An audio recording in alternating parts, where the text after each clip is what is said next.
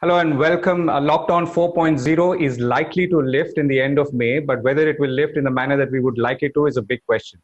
The other point is that jobs are continuing to be lost or continue to be lost across the country, across industries, particularly where human contact is involved, and in industries where human contact is not involved, because as we all know, there is a severe demand shock, which is in turn fueling a supply shock. The question that we are asking is, if I were to be a young person who is in the job market, or I'm a younger or older person who's just lost a job, what are my prospects like in this post-COVID world? We can talk about getting back to work, but can we really get back to work? And if so, how? So let's try and answer that question through our guest today, who has a much wider understanding of the job market, thanks to, among other things, being the largest employer of people in this country. And I'm now joined by Manish Sabharwal, co-founder of TeamLease, who also sits on the board of the Reserve Bank of India. Manish, thank you very much for joining us. Thanks, Govindraj. So Manish, so that's really the first question. Will I get a job in this post-COVID world? When I say post-COVID, it's actually a long period, but I'm now even talking maybe 6 weeks or 8 weeks hence. Yeah. See, we're all in the same storm, but we're not all in the same boat. I think that's really important, and which is why this one-size-fits-all lockdown being removed is really important, because based on which industry you're in, based on how much debt you have, based on how concentrated your clients are, based on which geography you're in, the outcomes of COVID are very different. I mean, there is universal pain, not just national, international, but obviously this pain is not distributed equally, and hopefully the broadest shoulders will carry it, but that's never how it really happens. But, out of revolutions emerge great opportunities. So in my mind, in the short term, it's unmodelable. I wouldn't, till we know whether we are at the start, middle, or the end of the crisis, we don't know what it will be. And obviously, for somebody graduating this year, I would say you're probably graduating to the worst job market in 25 years. I mean, there is no mincing that. But the nature of this beast is that these 3 months are lost. So if you look at GDP on sort of an annual basis, then yes, it will decline, but we have to focus on the 12 months after the lockdown is fully lifted, because that's only when the fog of war will be lifted. The supply chains and distribution chains don't follow red, green, amber zones. And so I think that the job market will come back pretty quickly for various reasons. India's past sins, our growth is still inherent in what we have. There's going to be some revenge consumption. FMCG has already depleted stock. So I think depending on which sector, which industry, which city, and which company, the outcomes for COVID will be very different. There will be opportunities. There obviously will be challenges. But my sense is that we have to stop paying attention to these stupid 180 million people unemployed or 30% unemployment, because that's like saying on Sunday afternoon unemployment is 75%. I mean, your office is closed, right? You cannot work in a lockdown. So it's a little silly to measure unemployment in a lockdown. We may get to those numbers, but as of now, I think it's just becoming a little bit silly to sort of say that, 30% of Indians can't work, because actually 75% of Indians can't work. Your offices are closed. Only 5% of Indians work. But I think working means I'm getting a salary, or I continue to get a salary. I mean, that's how most people would see it, wouldn't they? Not in the Indian context, when 75% of people are informally employed.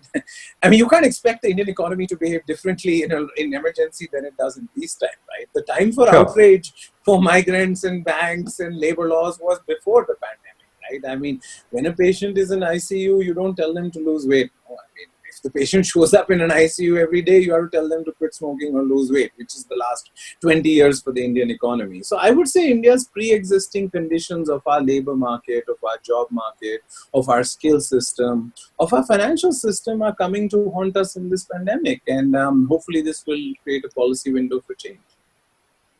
So again, looking at it from a jobs point of view, so when you say pre-existing conditions are coming to haunt us, what does that mean? Does that mean that industries were fundamentally uncompetitive? There was oversupply. It could be argued similarly in media itself, or as you said, there are other situations or conditions involving balance sheet and so on.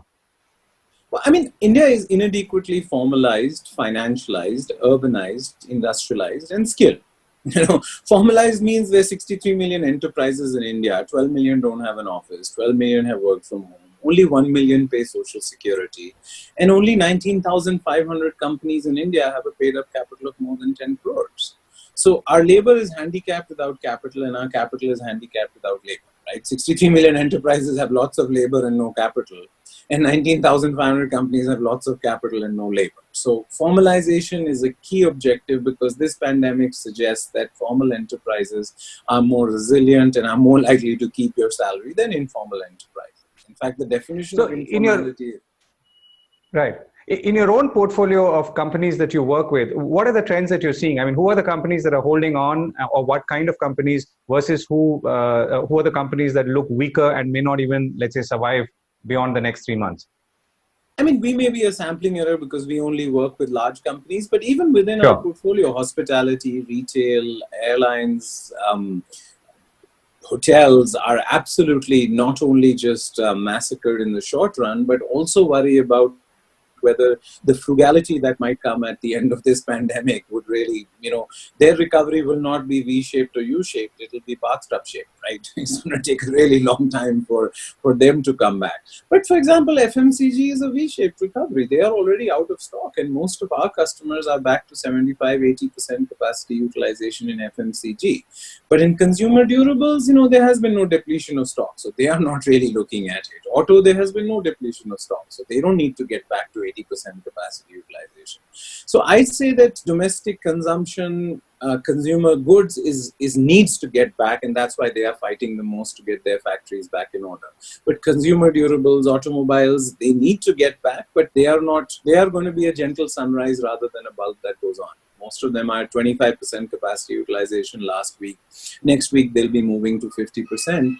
And I don't think they even need to move beyond 75 till the full lockdown is lifted, right? Because they are genuinely worried about the demand coming back in the short run. So the notion that labor is a binding constraint, migrant labor not coming back, or labor is a binding constraint for India's economic recovery is not true either, because of many reasons. I'll come to migrant labor in a second, and I know you've argued that they will return because obviously on the other side, which is on the agricultural landscape, the productivity is very low, and there is not enough, let's say, creation capacity in terms of economic creation capacity to hold them. So, but I'll come to that. The other question is, even as you look at your own portfolio, are people looking for new skills? Are there opportunities for reskilling even in this difficult time? I mean, digital learning has been brought forward from 2030 to 2020 in 1 month. Digital payments, in RBI, UPI, we crossed 1 billion payments a month in January. Our next target was 1 billion payments a day. I think that's been brought forward by 5 years. So I would say that anything digital, e-commerce probably has been brought forward. It was always expected. But I think the mandatory digital literacy course that the planet has gone through, or particularly Indians of all ages, all castes, all religions, all languages, all ages have gone through in the last 60 days, actually brings forward all digital sort of business models. Now, I think for a long time, all of us have intuitively felt that there's no such thing as a technology company. All companies are technology companies now because we use technology to either revolutionize our supply chain interface. So I think digital literacy is now a 21st century skill, which is no longer the soft skill, which is no longer negotiable for any job you do. Whether you are a security guard, whether you're a CNC machine operator, whether you're a field salesperson, whether you're a customer service person, and whether you're a logistics person. The fastest growing segment of India's job market at the bottom of the pyramid is sales, customer service, and logistics, right? See, China's farm to non-farm transition happened to factories. India's farm to non-farm transition is happening to sales. But to be sales now, you're doing everything on your phone, including your attendance, including your quotas, including your targets, including everything. So I think that the digital literacy, if a sales guy today knows how to handle Salesforce, if a sales guy knows how to do inventory, if your wage premium is probably 25%.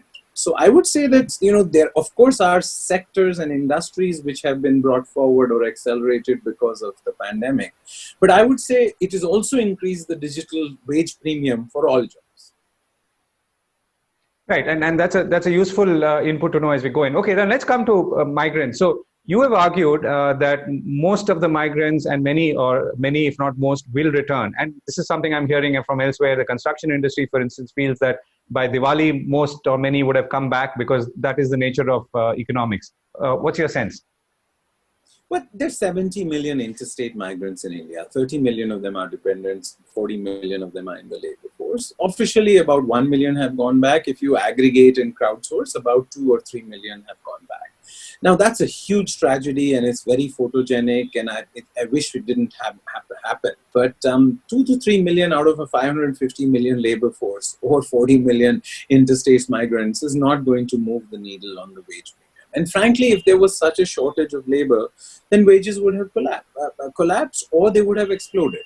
We don't see a huge movement. See, over a long time, I've been arguing with economists that, all models are useful, but all models are incomplete, but some are useful.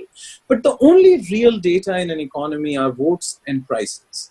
And the only real data is, so we haven't seen a collapse of wages in cities or in villages right now. I mean, we are sort of where we are. So if 200 million people in India were unemployed, my average salary would not be 25,000 rupees. When I started this company, it was 5,000 rupees, 20 years ago. We have gone from 5,000 average salary to 25,000 because there is a shortage of people in the cities that I want, with the skills that I want, at the time that I want them. So there is frictional unemployment and there is structural unemployment. I think there might be some frictional unemployment, but there also is a frictional wage premium. Today, for e-commerce delivery boys, I'm paying 20% more than I would normally if you're willing to join tomorrow morning, because not everybody's out of their zones, not everybody's willing to work. But this will go away. So I would submit that, P.G. Woodhouse had this, a cat who sat on a hot stove will not sit on a cold stove again. And that's what many people believe will be for migrants, ki wapas nahi aayenge. I prefer the Urdu poetry of Majboori hai, muskurana padta hai. These people were not running towards cities, they were running away from villages. It's important that they were not running towards something, they were running away from something. And their status at home came from the remittances they sent. Agriculture is the only way to help farmers is to have less farmers. So in the short run, the two shock absorbers of the Indian economy have been self-employment and agriculture. Right. Self-employment is self-exploitation, and agriculture is basically velapanti, because 45% of the labor force only produces 14% of our GDP. So I would submit that, believing that having these people do agriculture or be self-employed is somehow going to reduce our poverty is mistaken, because I think the pandemic has made us realize that per capita GDP matters more than GDP. There are only 4 countries ahead of us in GDP. There are 138 countries ahead of us in per capita GDP. So I think all reform needs to recognize that, total GDP is nice for military spending, but then that's the only thing it's correlated with if you look at the data.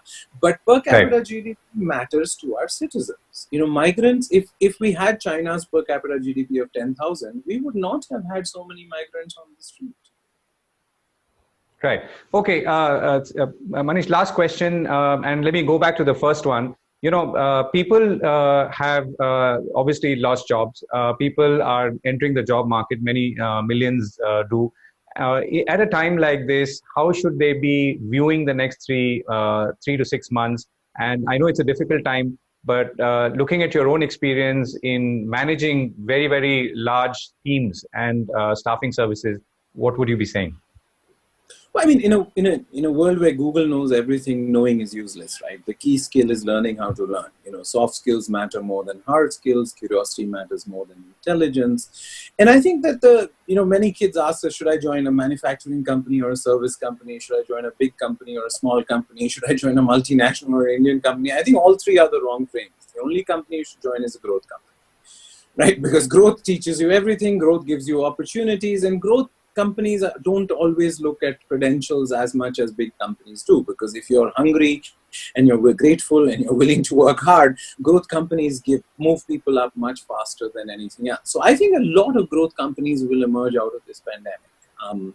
And I think that, every revolution, whether it was Quit India, whether it was the Green Revolution, whether it was the 1991 revolution, destroyed the incumbents and created insurgents. If you look back to history, and so I would look at, evaluate resilience as much as growth, of course. In the last 10 years, we had forgotten how important resilience was when you were going to work for a company. And I think resilience should be a criteria. But if you're a lifelong learner, if you're focused on soft skills, I think the next 25 years in India will be substantially different from the last 25 years. This policy window, India doesn't change for a better option. She changes when you have no option. And I think the pandemic gives us no option.